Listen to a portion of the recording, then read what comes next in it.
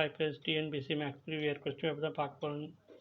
3-25 என்ற எண்ணில் குறிப்பிட்ட இடத்தில் எந்த எண் போட்டால் அது மூவி வர்க்கம் ஆகும். ரொம்ப ஈஸியான கொஸ்டின், ஒரு சிரமத்தில் சால்வ் பண்ணிடலாம். என்ன வரணும்? 3-25 25ன்னா 5, அதாவது ஸ்கொயரில் கேட்டுக்கிறாங்க. மூவி வர்க்கம்னா ஸ்கொயர் தான் நமக்கு தெரியும். 2 என்ன ஸ்கொயர் 45 போட்டு பார்ப்போம். வருதான்னு 5 5 25 4 20 20 வரல. 20 35, ஆனால் அங்கே 3-25 வரல. அப்போ 55 போடுவோம். 5 5 25, மீதி 2 மீதி 27, அதுதான் வரும்.